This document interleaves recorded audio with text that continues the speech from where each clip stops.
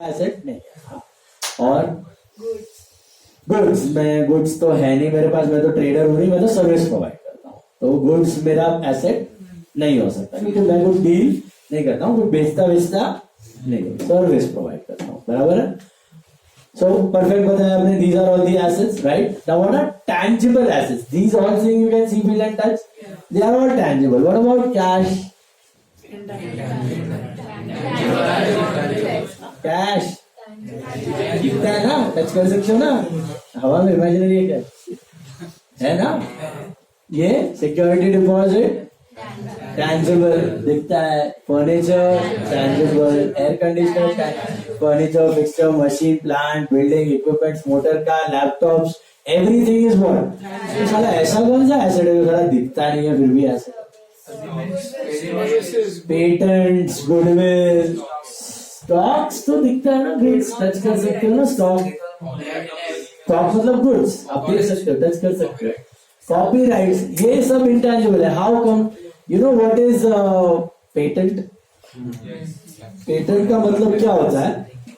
अभी किसी बिजनेस ने कोई टेक्नोलॉजी इन्वेंट की, जैसे कोविड के वक्त किसी कंपनी ने कोविड का वैक्सीन बना दिया, तो वो तो नया इन्वेंशन हो गया। अभी अगर वो ऐसे ही मार्केट में वैक्सीन डाल दे तो बाकी लोग तो कॉपी करके बना देंगे डुप्लीकेट 2 मिनट में। बेचारे का इतना सारा रिसर्च डेवलपमेंट क्या हो जाएगा? पानी में जाएगा। तो वो क्या करवाएगा? अपने आप को इन्वेंशन को पेटेंट करवा देगा। अब किसी और को अगर वैक्सीन बनाना है तो उसको इस कंपनी से क्या खरीदना पड़ेगा? पेटेंट। उसको खरीदना पड़ेगा patent by giving him crores of rupees। तो patent is called as an intangible asset. Can you see patent? No, it's just a written document, a certificate somewhere online। आपको लेकिन उसका crores of rupees देना पड़ेगा। दिखता नहीं है, touch नहीं कर सकते, फिर भी वैल्यूएबल एसेट। आपको वो एसेट ले, जैसे आप फर्नीचर खरीदते हो ना, जैसे आपको पेटेंट खरीदना पड़ेगा तो ही आप धंधा कर पाओगे वैक्सीन बनाने का, वरना नहीं। वैसे कॉपीराइट सुना है आपने? कॉपीराइट्स क्या होता है? फिल्म्स और टीवी और नॉवेल्स वगैरह में अभी वर्ल्ड कप या स्पोर्ट्स चल रहा है, आईपीएल, तो आईपीएल का कॉपीराइट किसके पास है? अभी जियो सिनेमा के पास है 5 ईयर का। तो 5 साल का पैसा उसने दिया है बीसीसीआई को कॉपीराइट्स का, मतलब वही टेलीकास्ट कर सकता है। और कोई 5 साल का 3,500 करोड़ दिया है, कितना? 3,500 करोड़ फॉर 5 ईयर्स। उतने का उसने राइट्स खरीदा, तब जाके वो बिजनेस कर सक रहा है ना, आपको टेलीकास्ट करके दिखा पा रहा है। बस वो 5 साल चलेगा, उसके बाद इट विल बिकम 0, फिर वापस उसको खरीदना पड़ेगा। तो they are called as copyright. Can you see copyright? अब टीवी चालू होता है, पिक्चर चालू, उसके नीचे लिखते ऑल राइट्स रिजर्व, देखा? मतलब वो राइट्स किसके पास है? प्रोड्यूसर के पास। अगर किसी और को पिक्चर टेलीकास्ट करना है, ओटीटी को, अमेज़न प्राइम को करना है, नेटफ्लिक्स को करना है, तो उसको खरीदना पड़ेगा, उसको खरीदना पड़ेगा, कॉपीराइट्स खरीदना पड़ेगा। Can you see copyright? Still it has got value, so it is called as an intangible asset। समझ में आया? So what are intangible asset? You cannot see, feel and touch, but still they have got value। तो patent खरीदा मैंने, यहाँ पे business में 4 लाख का पेटेंट खरीद लिया। 4 लाख का पेटेंट। कोई अच्छा मोबाइल आ गया नया, कोई और नहीं बेच पा रहा है, नया टेक्नोलॉजी का है, मैंने पेटेंट खरीद के अभी वो बेचने का चालू किया, तो 4 लाख का पेटेंट खरीदा। तो इधर क्या आ जाएगा? पेटेंट आ जाएगा 4 लाख, और क्या हो जाएगा? कैश आपका हो जाएगा 40। तो जैसे आप बाकी एसेट खरीदते हो वैसे आप इंटेंजिबल एसेट भी खरीद सकते हो। तो patent, copyright, trademark is like registered brand name, TM लिखा रहता है। ब्रांड नेम है ना, ब्रांड नेम पता है ना। अभी मेरे को क्या कोलगेट बना के बेचने का टूथपेस्ट, तो मैं बेच सकता है, केस कर देगा मेरे को, तो मैं क्या करना पड़ेगा? मेरे को कोलगेट ब्रांड नेम खरीदना पड़ेगा, है ना। रिबॉक का जूता बना के बेचने का बेच सकते हैं? नहीं, मेरे को रिबॉक ब्रांड नेम खरीदना पड़ेगा। जैसे आपको ये पता है, आपको Allen Solly, Peter England, Van Heusen, नहीं ये 3, Allen Solly, Peter England, Van Heusen, ये सब इंडियन ब्रांड्स है कि फॉरेन ब्रांड? सब इंडियन।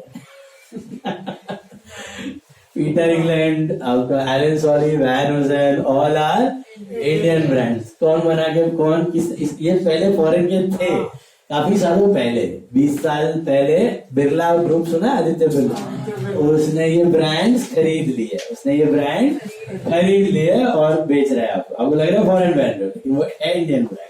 उसने ब्रांड, वो पब्लिसिटी ऐसे करता है, इंडियन ब्रांड है, वहां पे खरीद के उसने यहाँ पे बना के बेचता है आपको गुड्स। Is it clear? उसने ब्रांड नेम पूरा खरीद लिया, आयरलैंड वगैरह की कंपनीज थी, वहां से ब्रांड नेम खरीद लिया और अभी वो नाम पे बना के बेचता है। Is it clear? तो brand name, trademark, they're also intangible, बहुत सारा पैसा देना पड़ता है। ये दिखता गुडविल क्या होता है? गुडविल पूरे बिजनेस का वैल्यू होता है। गुडविल क्या होता है? पूरे बिजनेस का। ब्रांड नेम एक प्रोडक्ट पे होता है, टी शर्ट्स का होता है, कोलगेट टूथपेस्ट का होता है, ब्रांड नेम एक प्रोडक्ट पे होता है।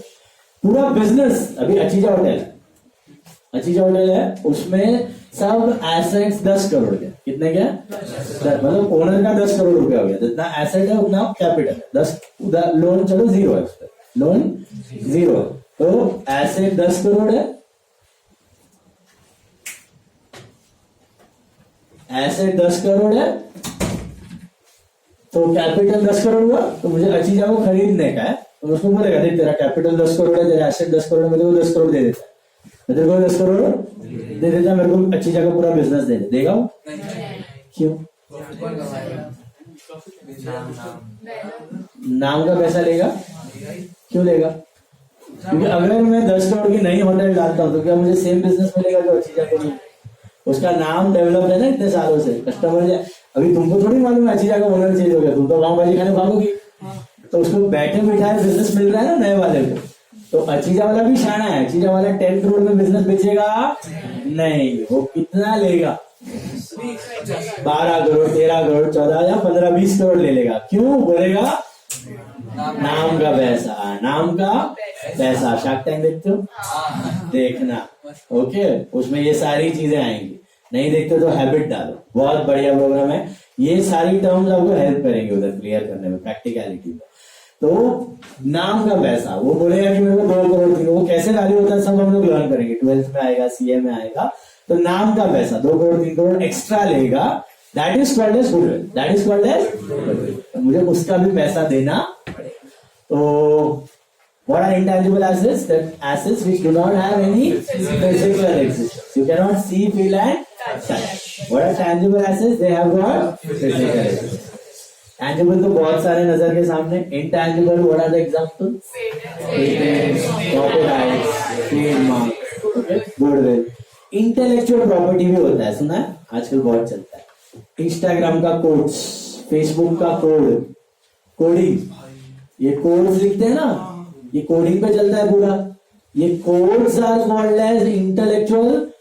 ये कोड कोई चोरी नहीं कर सकता, एल्गोरिथम को ये चोरी नहीं कर सकता। किया तो ये लोग क्या करेंगे? उस पे केस कर देंगे। तो ये code, they are called as intellectual property. They also carry value. It is clear? These are examples of intangible assets. We stop at this point. आपको मैं 2 मिनट देता हूं, प्लीज अब भी जरा देख लो, क्या क्या रिवाइज कर लो। एसेट्स देख लो, टैंजिबल, इंटैंजिबल, लायबिलिटीज वाला पॉइंट पढ़ लो, 9 तक पढ़ लो, पॉइंट नंबर 9 तक अच्छे से पढ़ लो। 6, 7, 8, 9 4 पॉइंट जरा देख लो, अच्छे से रीड कर लो, और कुछ ना समझ में आए तो मुझे पूछ लो अभी। हाँ जी।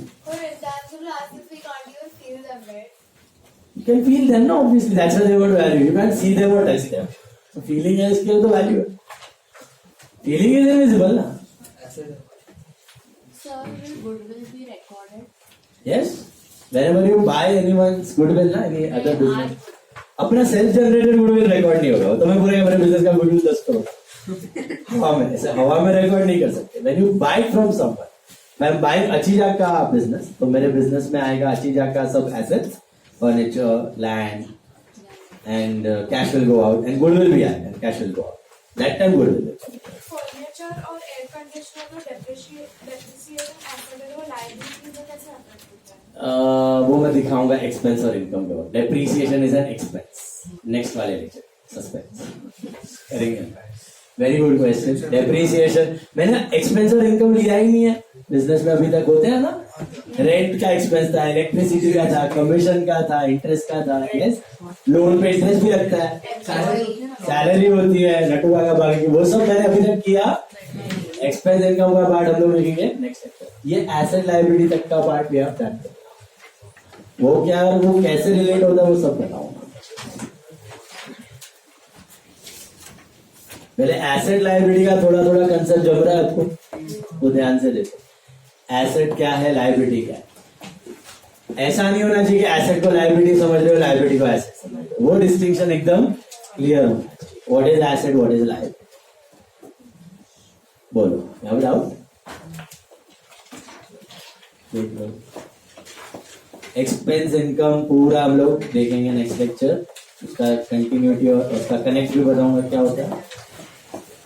सॉर्टेड है सब, बढ़िया। और भी कुछ डाउट हो घर में व्हाट्सएप करो, कॉल करो। Next lecture will be on Tuesday, okay, Tuesday से अभी आपका